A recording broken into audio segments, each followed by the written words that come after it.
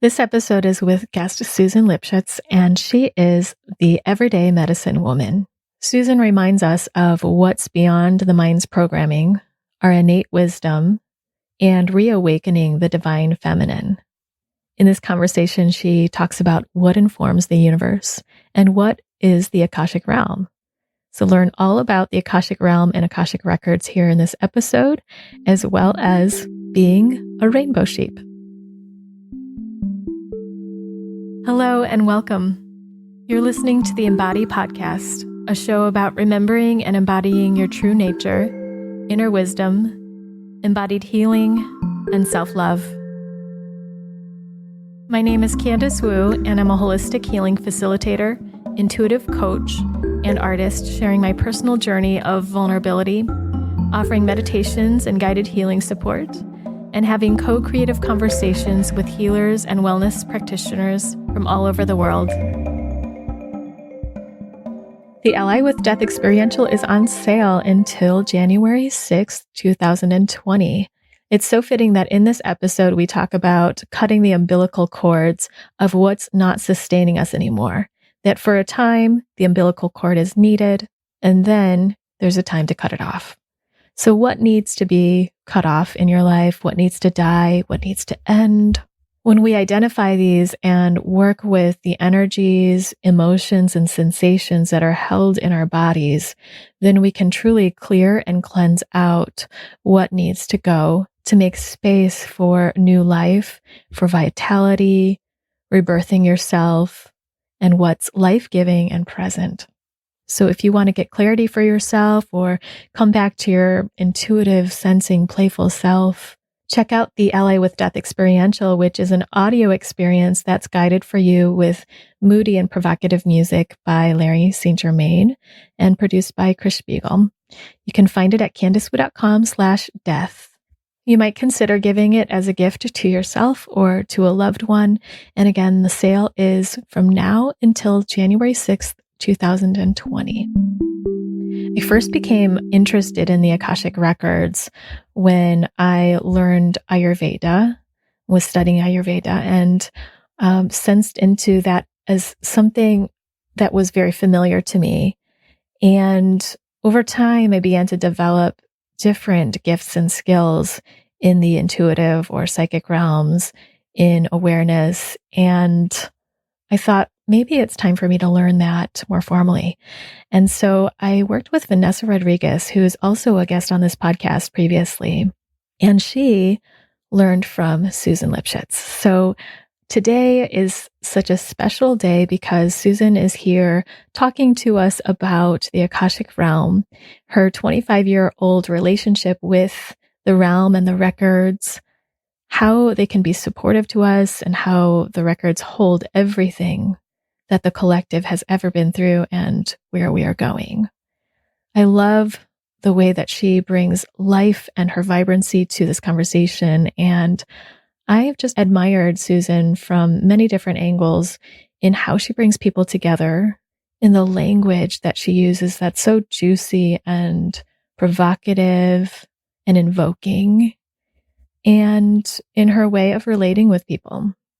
Susan is a licensed clinical social worker and has been a pioneer in the field of integrative psychotherapy, women's empowerment, and soul-level mentoring for over 35 years. Her consultations are tailored to the needs of the individual, offering a blend of innovative, deep therapeutic approaches with an expanded understanding of the greater self via an astrological and spiritual perspective. Susan invites a reclaiming of each woman's ancestral wisdom, inner guidance, and innate understanding of true beauty via a weaving of practices and teachings inspired by her many years of dedicated work with global wisdom keepers and evolutionary teachings.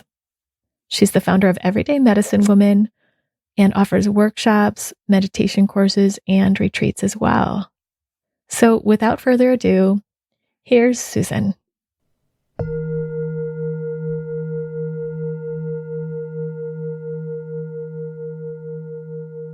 Okay. Hello, Susan. Hi. How are you?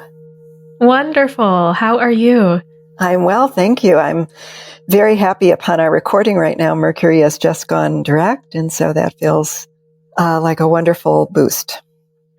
Doesn't it? It just feels, for me, it feels like some clarity, like things are settling and also like moving. How is it for you? Well, I think, the experience of the retrogrades this year of 2019 have all been in water. So I think there's been very much an experience of, because Mercury, when it goes retrograde, is a process of unwinding and ultimately renewal, and a lot of what we hope will be clarity or information that can come forward.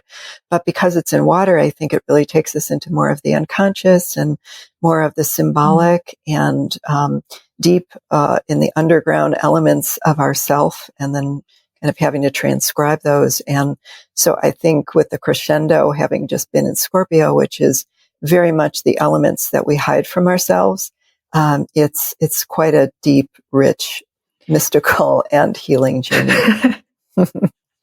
Thanks for describing it that way. It really did feel for me like I was in some underbelly of myself, and yes. then seeing things like, oh man, like, wow. Yes. And so here we are, we've emerged out of that, and it's just beautiful to talk to you. I know we're going to jump into some Akashic Records today, but before that, I'm just chuckling at technology bumps in the road that we've had. And you just mentioned that sometimes when you talk about Akashic Records, that happens. And I experience that too, when there's a big, not just Akashic Records, but like a big load of energy. That it's more difficult or interesting to record. Yes. Yes. And technology just kind of crashes. Right. Absolutely. Patience is required. So much, right?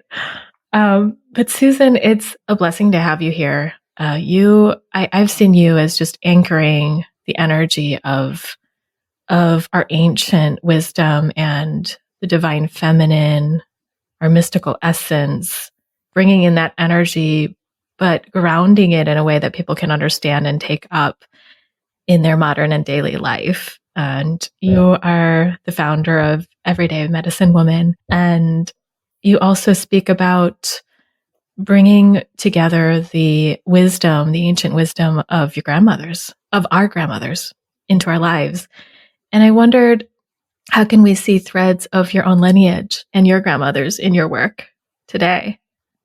Thank you. Thank you for focusing a little bit on ancestry. And I think, for me, it's been a process, and it's so interesting that I think sometimes for all of us, we are so close and so informed by the dynamics of our family. I know you do so much incredibly beautiful work around helping everyone heal from the impact of some of the experiences that we've gone through in our families that have resulted in obstructions and adaptations and some trauma, that it really creates challenge in knowing who we are.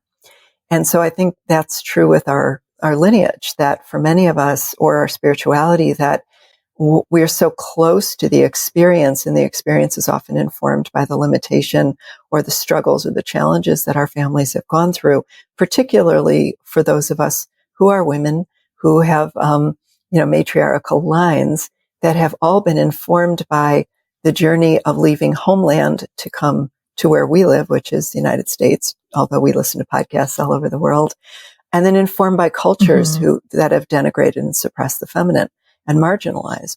So I think about the challenge of really opening up to my ancestry had to do with me reanimating and being able to see everyone in there through that lens of understanding. And the way that I found myself back in to really appreciating them as guideposts and potential wisdom keepers was being able to work with women, elders, and grandmothers from traditions and cultures other than mine, but who had unbroken relationships to themselves as being connected to ancient lineage. Ancient meaning something really beautiful in essence that kept us connected richly to ourselves as stewards of earth and connected to being able to dream in a timeless way, and being able to understand that we all carry a certain kind of innate kind of wisdom that if we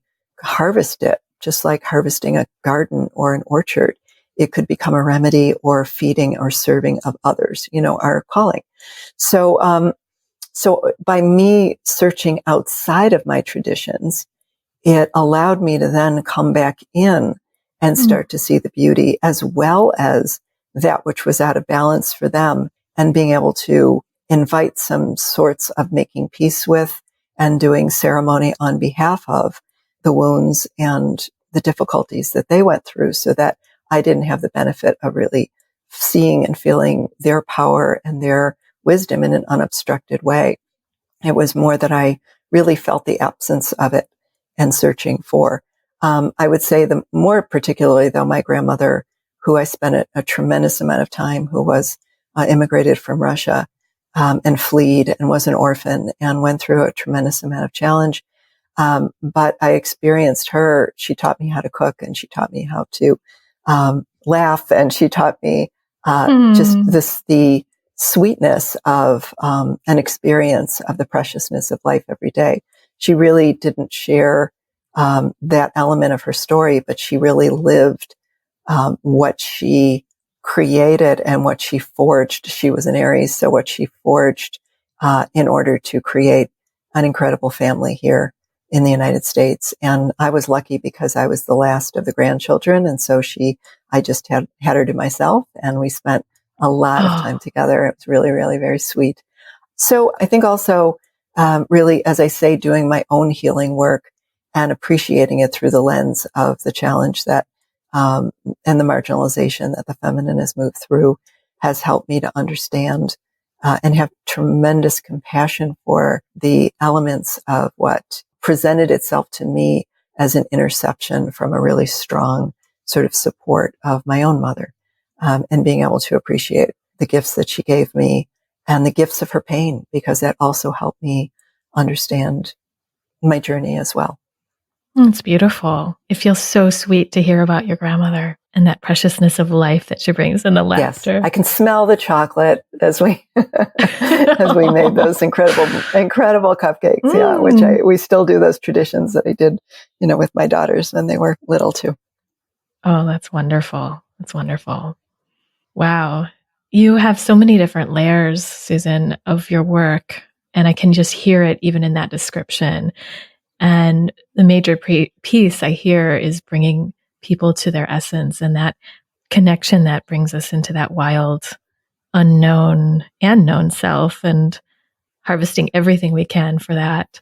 And I'm curious, what's alive for you in your life right now, or in your work right now, your exploration and relationship with everything you're working with? It's interesting because I feel like I always, life is a spiral, in terms of a journey that we have. And so whatever we're meeting in a contemporary way, I think it can't help but open us up to elements of ourselves that we couldn't get to before. We couldn't be on this part of the road. So we have, hopefully, whether it's more maturity, or we bring more perspective, or we have more tools, or a readiness, So I think that it's just this experience of meeting whatever's new for us in our lives, and yet kind of then how it sequences or how it activates elements within ourself that can ultimately, kind of, you being a therapist also understand how people will come in and go, I thought I already dealt with this. And I'll I don't say that anymore for myself, because it's like, well, yeah, we meet ourselves in the road. Right. I remember times I used to say that too. And then it stopped, because it was like, oh yeah. Right. Like, of course. Right. And so it's just fascinating for me in that way, but also, as well as whatever my personal themes might be, that I see this with my work as well, because, there's just so many, like you said, layers to my work. And I think when I keep moving on my path, I keep re-encountering, oh yeah, that technique, or, oh my gosh, that tool, or this way that I can work. Cause I do so much is this thematic work that we're all facing, and then how can we move into a ceremonial or a ritual place to help step into a collaborative, so we don't feel like we're passive in the process or we're reactive in the process, but we can say, how can I be interactive in what's happening in my life, what's happening in the world, and how can I collaborate with it, no matter how challenging it may be. And so there's that process. So I think what I find fascinating for me is that I'll feel like I just keep evolving, and I don't mean that in any other way except the work just keeps opening up and things that I'm excited or interested in. So and then I find that, oh yeah, this is really important to remember how meaningful it was to do this particular kind. Like last night, I have a monthly women's medicine circle. And so, last night we did some, cord cutting ceremony, which really had to do with, unwinding from what is not life sustaining anymore. And I sort of liken it to, when you're in utero, your umbilical cord connects you to the placenta, which is life sustaining. But when you come out of it, it's no longer life sustaining. It's not supporting you. And so you cut the cord and you connect the cord to something perhaps else. So I think we have to do that over and over again and saying, I need to now unwind from something that is not life sustaining anymore, that the myth is that it's been keeping us alive and I need it. But in fact, it's harming me. So, and there's that intersection of how do we differentiate that? And so coming out of the Mercury retrograde and so forth. So my point being that for me personally, I just find it so interesting, to keep finding these, oh, there's this little tool in my toolbox, like Batman, it's like, oh, there's this cool little gizmo in my pack that I can use again that I forgot I had. And that's so fabulous. And let's work with this. And let's work with this in the construct of we're working with astrology and we're working with our everyday lives and we're working with what's happening, but there's something that will help us move through it, so I'm ever grateful for the time that, that I spent in that deep sort of, practice of learning. And I'm always learning and I'm always growing. And I always feel like, oh, I'm a beginner again, because we're beginning every day with the rising sun. And yet at the same time, there's some developed understanding that we can work with as well. So I think what I find is really fascinating and beautiful, and I feel very called to, is working on an individual level with clients, with, working collaboratively with more innovative, entrepreneurial kinds of spaces, working with larger groups of intentional community and retreats and so forth. However, we gather is this interface around where our life is right now and how to honor it.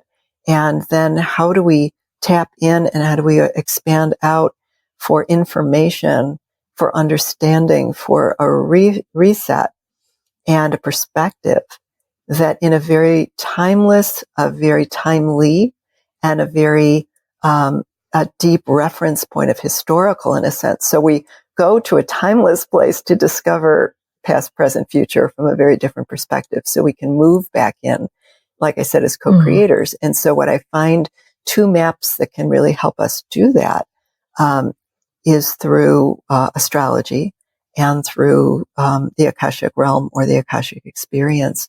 And so I've been finding, particularly in working individually with people, if they're open to it, is working with opening up their Akashic records while also having their chart available through collaboratively. So I don't work with people as a one-shot consultation, because I find too much people just passively want to walk in the space and say, well, what are you going to tell me? And then it's almost like, prove to me that you can move into these spaces more like a psychic reading. And then I can step out of the space if I don't like what I hear. And that's really not, I think it's really deeply about collaboration, that I don't know anything more than you know. My whole hope is to help you remember what you've forgotten or what you don't have access to. And so me having access to the material can help you remember and have access to yourself. So it's really one of working together and having this incredible experience of following the breadcrumbs or putting together this, weaving the dots, of your story in a much bigger way so that we take it back into our everyday lives. And I think this is true in different ways with women in particular, in our lost ancestry, as a collective, and then understanding the power that we have now that we've never had before, and how to use it wisely as leaders and stewards, and a different way of collaborating with that maternal energy. And, systems too, because astrology shows us in big trends how the systems are all collapsing. And so we have to create new structures. And how do we do that? I really find that really, really powerful and enjoy it very much, to feel compelled that it just has so much information of value to us. And I think people are feeling that too. I think so. And, people that I previously have known to maybe just not even look in the direction of astrology, have been coming up with in themselves, just like, well, what if I look? Oh, wow, that matches what happened yesterday. And it's this fun, delightful place that people are awakening this as a tool. Some people, not everyone, and that's okay. But I'm fascinated with this crossover, this collaboration, partnership of Akashic Records and astrology. And I want to hear more about that.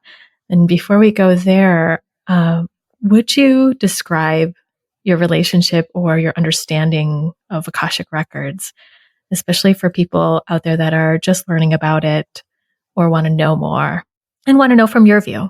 Oh, sure. Yeah, that's really all I have is my view.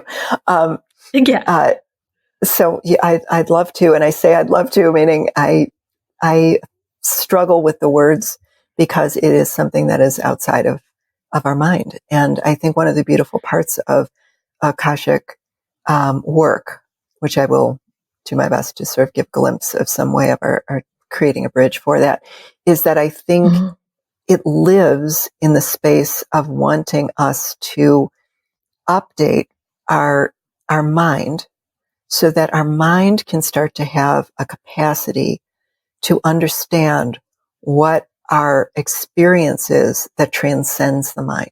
So really what I'm saying is that I think many of us, and I think we find this a lot, especially when we start to do this work around heart-centered work or our soul level work, or this experience of what meditation and mindfulness and, kind of in that level of what we experience that is beyond what the mind has a program for, that we need to find a way to have a divine mind, to have that cosmic consciousness that lives in our individual ability at the mental level, so that we can hold what it is we're coming to understand in a non-ordinary way, that we can then help us move through our lives without having to struggle and keep repeating all these challenges and all these things that create suffering for us, because we can't translate them into uploading them as it relates to belief systems. I don't know if that makes sense, but a lot of times we'll go through this incredible healing, or we'll get a different understanding like we get it. It's the best way I can put it. But then our mind gets in there. Our beliefs get in there. That voice gets in there, right? Fear, doubt, unworthiness. And then if we don't update those, so we can do them with beautiful techniques of kind of working with shifting those through mantras and through, kind of rewiring and all of that. But I think that if we can upload the basis and the premise of, at the mental field, at the meta, how we're holding our understanding. So it even goes beyond our beliefs and attitudes are informed by a deeper understanding, a deeper knowing, kind of like, once we see something that isn't just in the brain, but we really take it in and digest it, we change it. We're not connected to it in the same way. Like, even if you took a hike and you didn't know how to get somewhere, but you finally get somewhere, and then you see where you've gone, the map inside goes, oh, I get it now. And it might take me a little while to remember it, but now I understand where the route is. And I understand what it looks like when I'm on the other side of it. And I can hold that image of that bigger field, like when I'm up there, so that when I go back down, I remember where the journey really led and how beautiful the vision is, or, the visual field is, the panorama of it. And also there's another element to it too, where it's not only the information of what we receive that we hold. More than that, it's the vibrational frequency, which gets into more, our esoteric concepts. But it's like when we've when we have created a shift inside of ourselves, we just feel things differently. So when our heart opens, yeah, right? So we feel things differently. And through that, then it helps us comprehend what we're going through. Just like when we're children and our cognition we go through a big growth spurt in being able to go from concrete, meaning right and wrong, into more abstract thinking and holding concepts. And it's the same thing. I think that the records or the realm of the Akashic, its design is such that we mature our minds so that we can hold concepts that we've been trying to when we're meditating or we're trying to move past some old thinking. Does that make sense? Absolutely. It's like, it feels, what you're saying is that it's designed to support us in more than just what we've fed most of our experience through the mind, and into all the ways that we can perceive, know, and experience and see. Exactly. And so the way that I got drawn into it, because I was going through my own spiritual awakening, and I was sort of running around experiencing everything. It's like and not digesting it, of course, at all. But one of the like a feeding frenzy, and it's like let's have a buffet of life. Exactly. I get it. Yeah. So I received a few Akashic readings, and it wasn't so much, I can't quite tell you what I heard. I can tell you what I felt. And what I felt was the most expansive love, other than having my children, the most expansive love. I would say it's a similar field of just pure source love, of through this experience, and then holding it. It was really an attunement that allowed me to have a different level of calm through my experience, and a different sense of understanding that drew from whatever doors opened that I walked through. And so then I was just sort of like, oh, I really want to keep doing this, and I'd like to learn this for myself. And then I thought if there was a way I could learn this to be of service to other people, that would really be something I would love to be able to do. So that's what I did. So I've been working with the records over 25 years, and I find that the work is just tremendously, there's always some golden seeds that open up through the readings for other people. And I can't really I have no idea what's going to happen when we open the records, and in the sense that we'll see where that information wants to go, but that it in some way informs some sort of assistance for someone on the journey that they're on. Or it kind of creates a fast forward, in a sense, to get to the heart of something that they have felt knotted by. And there's someone that I work with who's a teacher in astrology, and he speaks about, because he's a therapist and a beautiful, deep evolutionary astrology instructor in a really rich way. And he articulated the same thing I experienced in the Akashic, which is we open up the field. It's a field of love.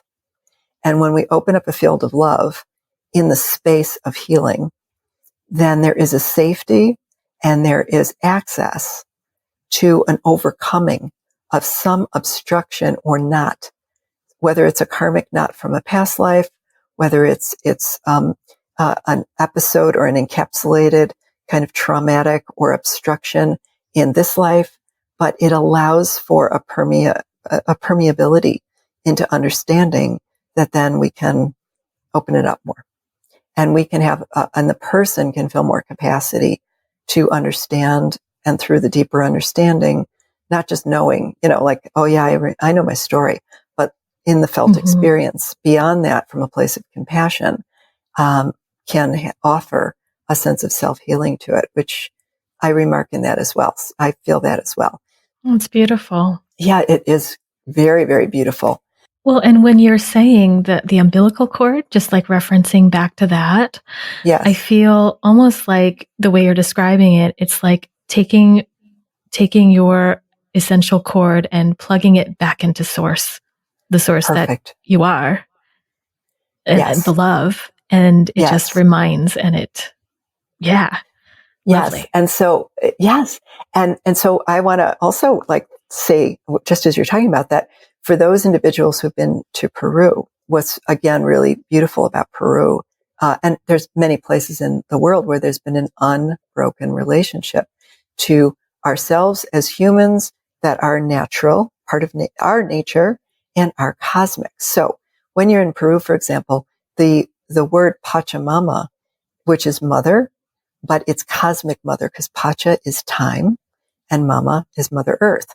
So there's some of the teachings is your umbilical cord at some point in your life shifts from your human mother to your spirit mother. So you always, when you start ceremony, you think Pachamama, and all the time, and you're doing all these despachos, which are these beautiful offerings, which I had this benefit of learning how to do, and they're just so exquisite and simple. But the idea meaning is that let's rearticulate and re-reference ourselves like our GPS, that our umbilical cord goes down to be fed through Pachamama, but Pachamama, Earth, is also living in space in the universe, and the universe is informed by cosmic consciousness. So cosmic consciousness has an intention, and that's where we're sourcing the records from, is this divine intelligence that has an intention for us. The intention is that we remember that we're loving, that we have an intention to evolve, and that we're part of this evolution to grow.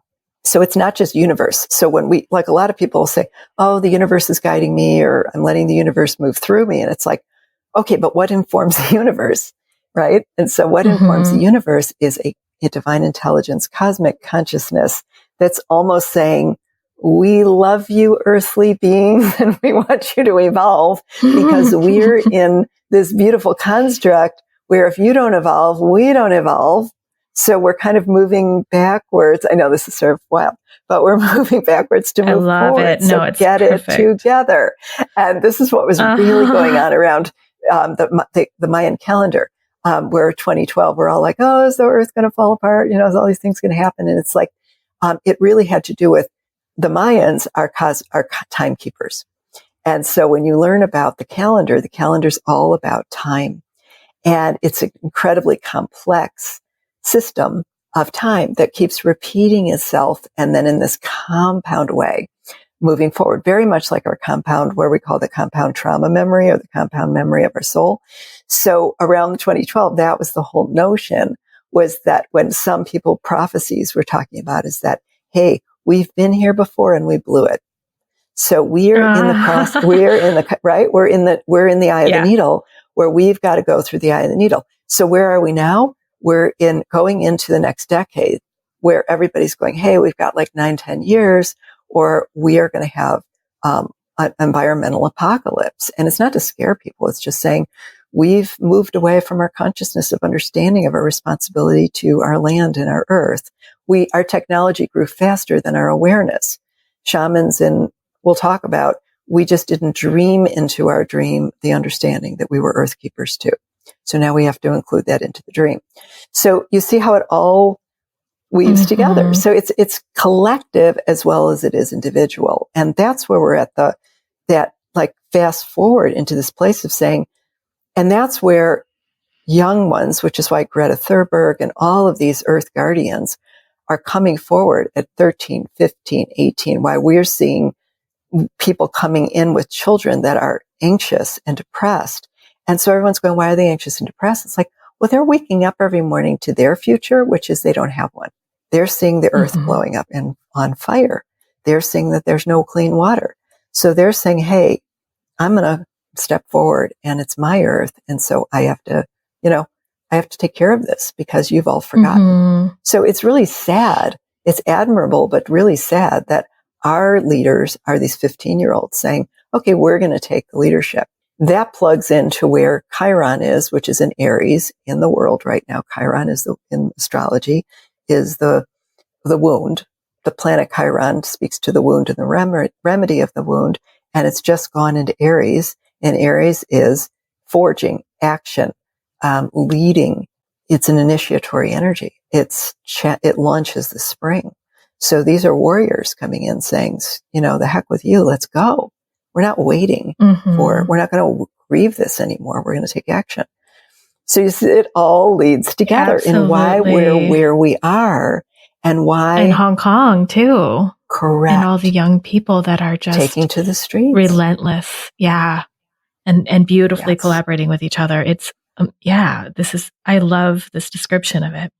Yeah. And the intergenerational piece of this, where we have elders that have lost their voice. That's why when I started working with the International Council of 13 Indigenous Grandmothers, they were saying, we're only doing this to awaken you to the lost wisdom of eldership.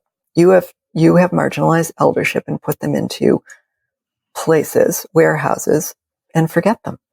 And elders have all this, they're like time capsules of this incredible knowledge, and that we have just discarded because they don't have anything that we feel is of value to our culture. So when we start to reanimate that, we start to reanimate, everything.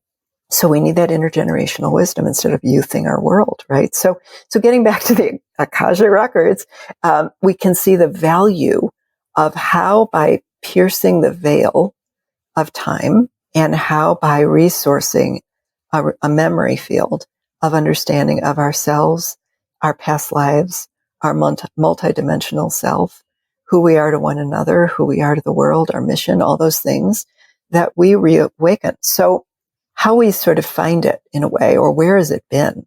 It's really fascinating because I liken it to when people used to ask me about, like, how do you describe the records? I would be fumbling along because when I started working with it, the internet and the World Wide Web was just starting. And now, of course, that's our whole life. So I say it's very similar to the cloud. Yeah. So when people go, well, what's the cloud? And how do I get on really what is in my cloud? And everything's stored in my cloud. And I go, voila, the records. So we have we have a cloud, and the cloud is up there, but how do we connect with it? And so by opening up and attuning and learning how to connect to this vibrational frequency of the Akasha, we can access our cloud. And then we download it and we upload. So there you go. So, and then we keep getting upgrades. So our life lessons in some ways are the upgrades. Like, we simply cannot carry all of that information, and it's connected to collective information. So we're really doing that. So, when you Google the records, there's a lot of material like everything else, but there are people who have independently discovered, so to speak, this beautiful experience. And it's not exclusive to the Akasha. I mean, really beautiful wisdom teachers that we love, that throughout all the ancient traditions or all the spiritual traditions, or have spontaneous experiences and are they able to, well, for lack of a better word, we'd say channel, are tapping in if they have very clean energy. And I think part of it is you have to find a way to grid the space. That's right. So that, because a lot of times we're bringing in, like when we start to tune in, we can bring in a lot. It's like, I kind of look at it as in the old days when we had radios where we had to turn the dial, or the old ham radio where we had a radio wave into the real frequency. We'd get a lot of static.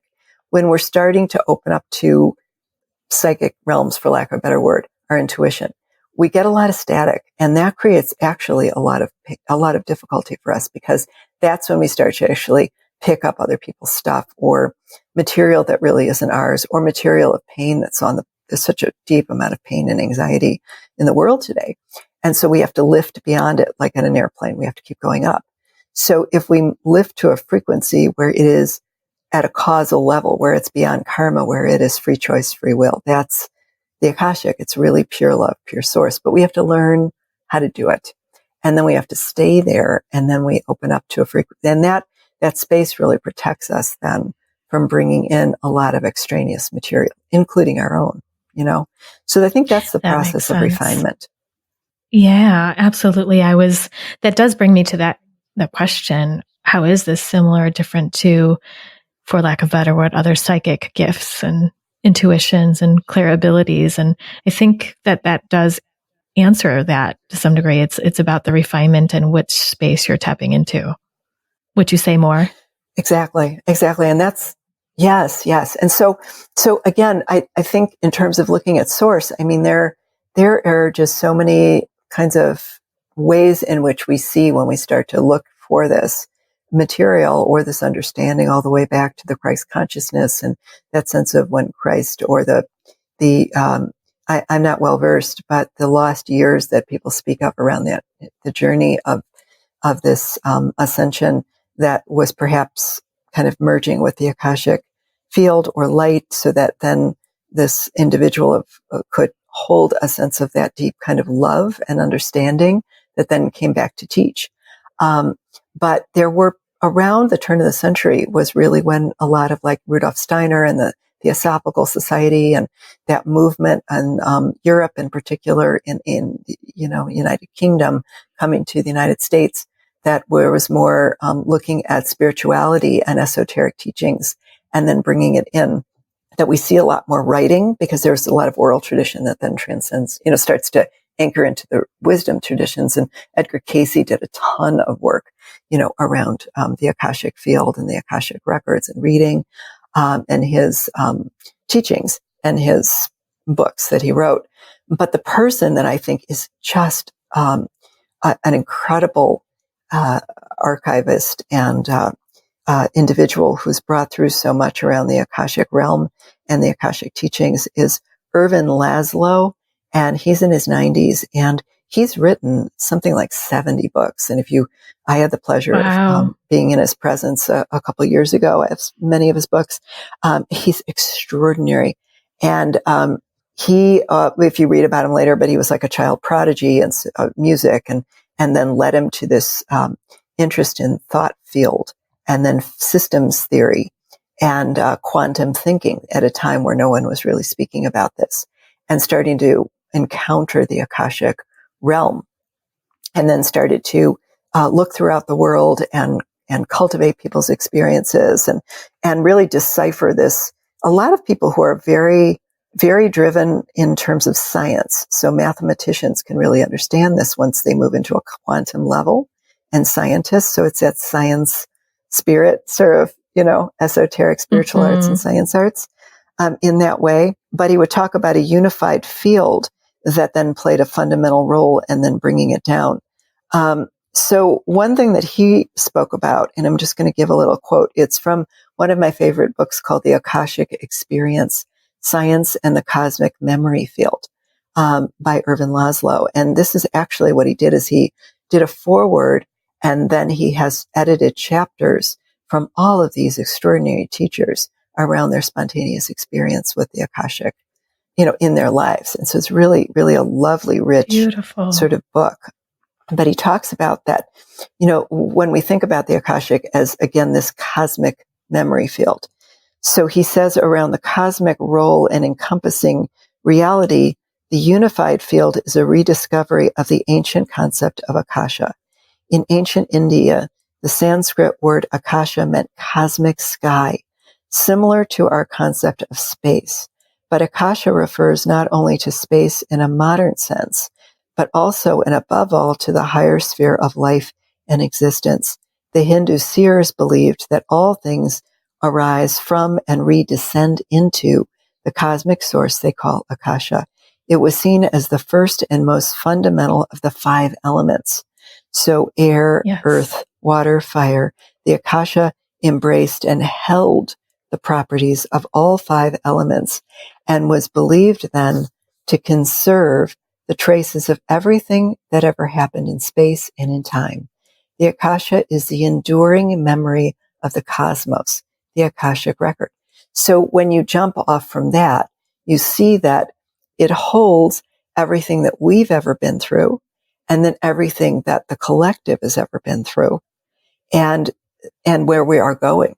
And then the notion, the predication of the Akashic is that when you come in to a space, so if we think about moving through like a biosphere into a noosphere, which is the thought field, thought realm, then into this Akashic, it is above all the struggles we've been through, and it takes us to a causal level where we're creators of free choice, free will. Like Eckhart Tolle talks about, the power of now. You can be in the pain body or the dream body. So if you step into possibility in that field and you start to look at everything, you start to see, do I really have to keep suffering, or can I move into knowledge? And through knowledge, can I free what I've been through so that when I move back in with this understanding, I can then start to navigate myself from this place as co-creator. It doesn't mean all our challenges aren't difficult. It's just a new classroom to move through with them and to start to see all the material we're looking for. So I don't know if that helps explain things, but I love that notion of cosmic sky and that we carry that in. And then it sort of makes sense that the missing piece for us is that our minds are really caught in a meta journey of what we've learned in our three-dimensional world, right? And what the constructs and what we've learned about how we're supposed to move through life and who we are and what our limitations are and what our families mean. And then we start to move up to a whole different level and we take that understanding down and we can start to work with it in a collaborative way where it doesn't have such a hold on us, to limit our thinking, then, which is why I think we collapse when we go into these beautiful spates of healing and we go, oh my God, I feel so free. And then like something comes in and says, remember, you don't know how to do this. Remember, you're not as empowered as you think. Remember, you come from a family that, believes that we're all strugglers or, that we're still carrying all of that suffering, right? Yeah. So this outer world like that's been constructed around it. Exactly. The limited thinking that then draws us back in. So I don't know if that helps. Absolutely. And I was really curious about the bridge. Well, not the bridge, but, I'm so glad you brought up the Sanskrit word, Akash, and the essential meaning of that. And, I've studied Ayurveda some and Yoga Tantra, and I haven't really studied the Akash very much, even though that's been a part of things. But I love this piece of what you're bringing, and this definition of it makes so much sense. And I'm curious, to me, it feels like there might, well, maybe this is just fed through the mind stuff, that there's some sort of gap between where the knowledge began, or at least we think it did, through ancient India, through people seeing and sensing and being in this realm, making contact with it as their way of being, and the way it's come delivered to maybe the more Western world that it seems newer to. Do you feel like there's a gap there, or what is in between that space of time? I think I think it was a loss of appreciating the sacred in order to build what we also needed. I don't think this is exclusive to. I think that there are many teachings where we see. I was just mentioning, for example, earth honoring teachings, whether it's in North American traditions, whether it's in South American, so the Americas, whether it's in African, whether it's in Middle Eastern, whether, all the points of the world, because America is other than the indigenous, the native to America, America's a young country, an industrialized country in that way. But, I think we don't want to romanticize ancient teachings because there was also a great deal of challenge in those ways as well. But I think in terms of the understanding, I think that there was when we were living more by the land and we were living more by this is where I guess moon cycles and astrology comes in. When you look at every single culture, every mystical, but also just culture, when you go to sacred sites around the world, there's always a place where you see that there was a respect for and a charting and a marking where the moon was, where Venus was, where the sundials, like observatories, because they lived by charting and tracking the moon cycles, the planting, all the solstices, the equinoxes, everything was in relationship to the cosmic, to the sky, in order to live. So there was a respect for the fact that even we didn't understand what all the different nuance about the earth, but we knew we lived, and in order to live on the earth, we had to appreciate and respect the sky, right? The cycles of life. and to be connected to that. And we lived in a way that was more symbolic in that sense as well. So every single tradition, when you go to the petroglyphs or you look at all the signs, right? So the Northern Isles of the ruins, or you look and you go and you see all of these symbols. And what I love when I teach in the records, I tell everybody that everything is held in the records. Everything's held in the realms. So the more you open up to your symbolic mind, so you open up to, where do you see symbols everywhere? Everywhere you look, like when you're in parts of the world and you look at the weavings or you look at their art, everything in there is embedded, their story through symbol. So we start to open up and see that the signs that we really want to remember to, that, like you talk about the bridges that are lost, because as we got more logical, right? As we got more, as our maps had to do with logic and reason and schooling and education, even though there was something really interesting, right? To learn and to create a common language and to grow, to say, yeah, the earth's not flat. I mean, there's beautiful ways we start to meet each other, and there's ways in which we can have technology, and we don't have to, use as much as we can carry the water in a little place, we can start to pipe the water in and move the water, right? So there really are beautiful advancements that resulted in us becoming interested in learning and growing and building. It's just that we had a disconnected value that started then to become archaic and old fashioned and superstitious and then scary. So the other piece why that we lost this is that people of mystical power, at first, like you would see, that these were the seers, right? These were the ones that were on the court that would always say, okay, bring in the prophecies, or bring in those who could bring in the remedies, bring in and then they became scary. They started to, and that was religion, that was modern religion, started to say, no, you've got to cut these people off because they're bringing in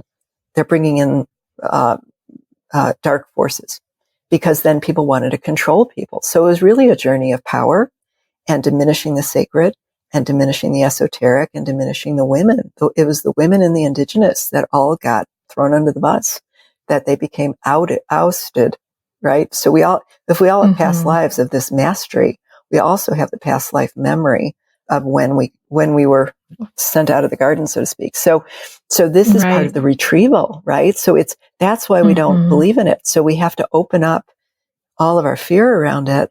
And we have to realize that in the mystery, in the esoteric, in the signs, when we let our mind open up to the symbols, we start to open up and we start to bring it into the logical mind that can transcribe it. And then we have the opening of the bridging, if that makes any sense. And it's political, it's religious, it's spiritual. It's everything. And it's everything. It's the Akashic. It holds it all. That's when I love it, because, I've done so much training myself in all these different traditions. And then I walk in the Akashic and I go, yeah, it's above gender. It's above lineage. It's above, it's everything. And so then you as an individual can find your own, ancestry, your own belief system. Everything that you want is inside of there, but it's held in a much bigger way. So we just really can take off in some ways all the rules and move into a space where the only rule is intention, is that you're really seeking highest, and that you're coming from, a very, very clear understanding of love and truth. So it's that sort of guides us. So I do a 2-pronged process where I do a preamble, so to speak, that has to do with where we're operating from, and bringing that attunement of the Akashic field into our bodies, because the bodies holds our record when we're human in our cells, and then opening up the records of this library. And a lot of us will go places in the world where we can feel that spontaneous experience, kind of like we're having this download of everything. And that's because those are those places that have not had so much dense sort of, rebuilding or a diminishment. So places, it can be just our own backyard, but it can also be places that are sacred sites. So like if we go to Machu Picchu, or we go to the Himalayas, or we go to Chichen Itza, or we go, to the waters of certain places, wherever it might be, that we can feel where there's this intersection between the sacred and the intersection between the nature, and the holding of that bridge. That's so wonderful. Thank you, Susan. I know you felt it. I mean, you travel so much. Yeah, I do. And it's lovely to hear you speak in this way about the Akash. For me, it wasn't until recently that I experienced the Akash, like had a relationship with it in a more formal way. I guess through the like explicit understanding of it, but I have come to find it in myself in other ways, in my own gifts. And so it's nice to have that match up and also refined in ways by learning from you and other people. And yeah, I've definitely had my experiences of going to places and feeling the energy of that space that can bridge something for me or show me another piece of something. Yeah. Yeah. It's like we have this awakened experience, and then the challenge is somehow integrating it, because it's a much higher frequency. And so then bringing it to a much denser frequency, which is our bodies, and then, our emotional realm and our psychological or our thought field. So to be patient in letting that kind of start to move through and not blow our systems out, but to just be, just to let it come down the mountaintop. And then, like, remember, of course, it's like the Charlton Heston version of the Ten Commandments, but, he would come down with like white hair and his, it's like, sandals are blown up or something, it's like the sense of, you're putting your finger in a live wire. And it's like, whoa. I do experience that sometimes though, like some me too, download and I'm like, whoa, it feels like my hair is shooting out from my head, I explained to my family, I'm like, I just got a download of something, and like, do you ever feel this? I just feel like all this energy moving through my body, and they're just looking at me like, no. You're like, there's a crazy family member. Yeah. But they kind of get it that that's me. That's you. And I reframe it like people say I was always the black sheep. And I go, no, you're the rainbow sheep. You're like the luminous sheep. The rainbow luminous sheep. But yeah, and I will tell people when you're starting to work with this, you need to definitely be taking like magnesium and electrolytes and, definitely ground yourself and move through, because you can burn out your nervous system. And because you are working at again, this is more the esoteric speak that can sound, like, oh my God, this person. But, getting back into, I think, a more generalized way when you're saying about bridges, I think more people, certainly when they're doing yoga, we have more conversation than we've ever had about chakras. So I would pair for everybody when you're at the fifth chakra, because you think about the first three chakras are personal chakras. The fourth chakra is a bridge between personal chakras, interactive chakras. It's the epicenter, right? But then from the heart chakra, when you go up to the fifth chakra, which is felt to be, so if the first chakra is earth and the second chakra is water and the third is fire and the fourth is, air, the fifth is ethers, and ether is the Akashic, because the fifth chakra holds that gateway not only to our voice, but also up to the ascended. So the sixth and the seventh, which means it's the time where we start to have our relationship to our divine self, to our master guides, to knowledge itself. So the Akashic is a more rarefied air, just like ethers. It's like when we're up in the mountaintops and we have that rarefied air where we have like, we can have altitude sickness, but it's the higher altitude where there is just, it's almost like, when you're at those places where you're literally touching clouds. And so when you can think of it and the chakra system, and you think about when you're working with your fifth chakra, even though we talk about it, the repression of the voice and opening up our authenticity and our integrity, all of that is true. And it's opening us up to the cosmic currency. So that's the real gateway to the Akashic. And so you can see it really simply if you're familiar with the chakras, it's a way to place it on your body map. That's lovely. Thank you, Susan. Yeah. And I want to hear about your upcoming retreat.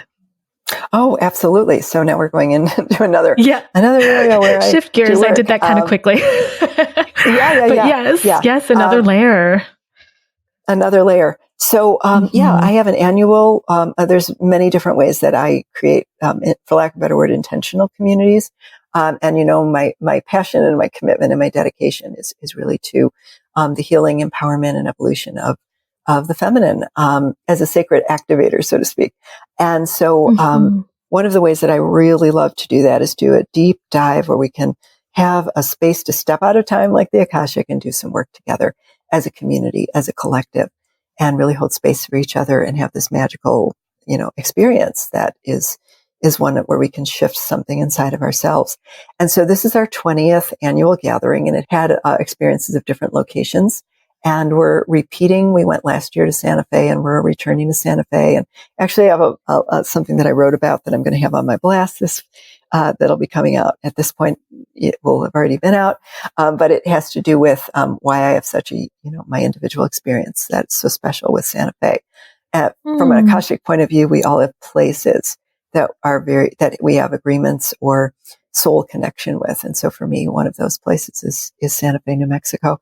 And so this will be a retreat, and it's a retreat coming up from April 30th to May 3rd. And women that are interested in this can just hop on my website or through Instagram on Linktree. There's a link right there. Facebook also has a Facebook event.